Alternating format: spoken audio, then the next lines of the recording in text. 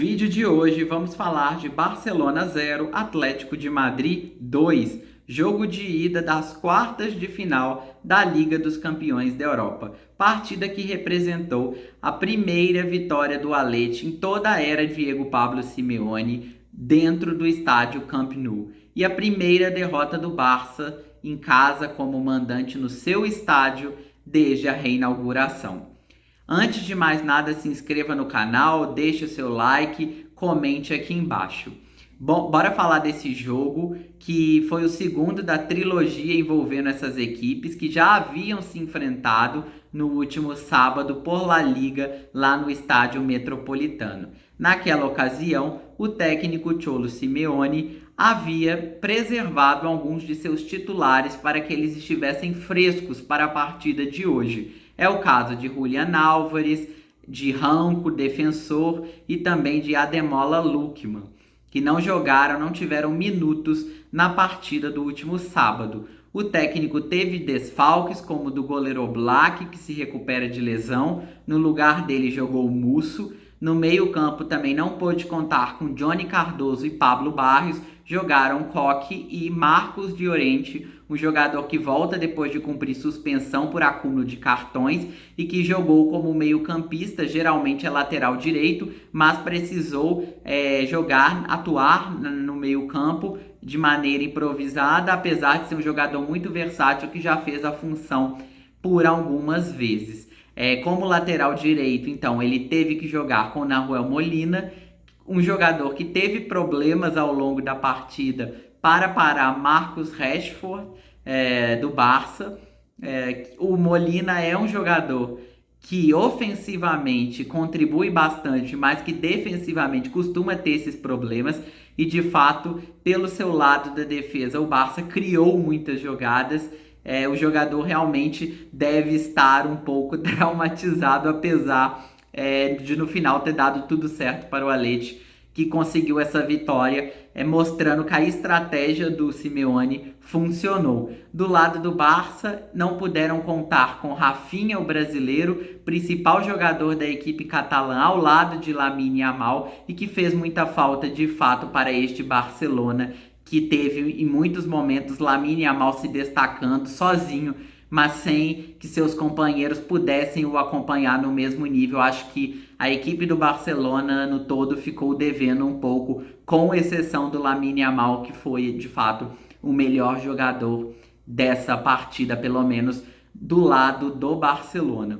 O jogo começa de uma maneira um pouco previsível, com o Barça tomando as rédeas, tentando criar oportunidades, tendo mais posse de bola, e o Atlético de Madrid explorando essas linhas altas do Barcelona. É uma tendência nos jogos entre as equipes.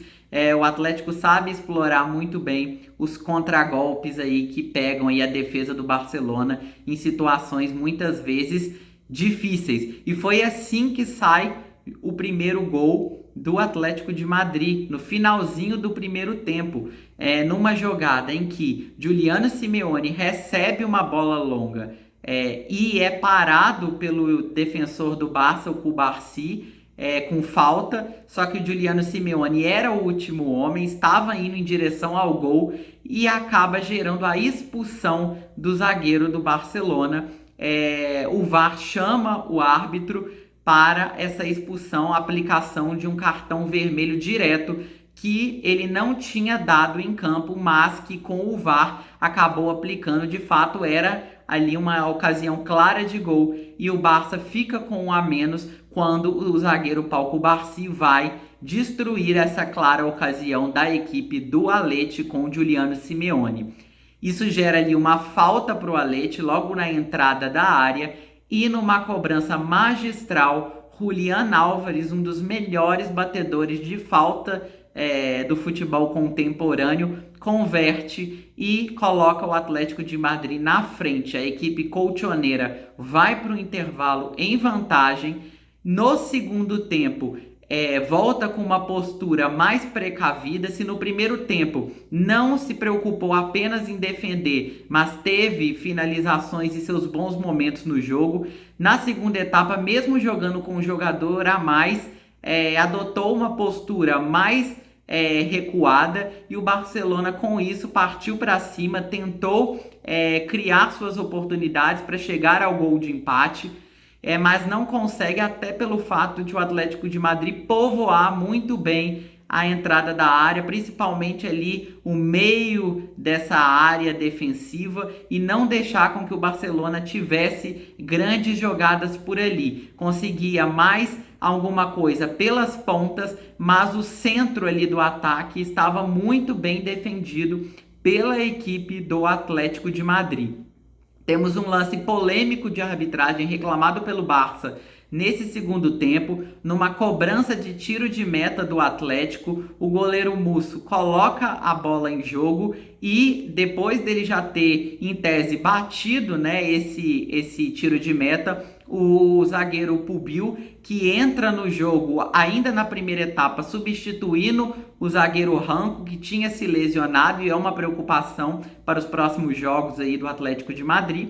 Mas o Pubil é um zagueiro que tem tido a confiança do Simeone e entra ainda na primeira etapa. Na segunda etapa acaba nessa jogada de tiro de meta colocando a mão na bola quando o jogo já tinha em tese recomeçado, e essa é a reclamação dos jogadores do Barcelona, da torcida, e que muitos comentaristas de arbitragem colocaram, mas o árbitro não marcou nada, nem foi chamado pelo VAR para marcar um possível pênalti ali com uma advertência do Pubil, com eventualmente um segundo cartão amarelo e uma expulsão, mas não aconteceu. Ao que tudo indica, o árbitro não considerou que a bola estava rolando nessa jogada. É um lance aparentemente bobo, que tem alguns precedentes em Liga dos Campeões, em que não foi marcada penalidade pelo defensor colocar a mão na bola quando o jogo já teria recomeçado.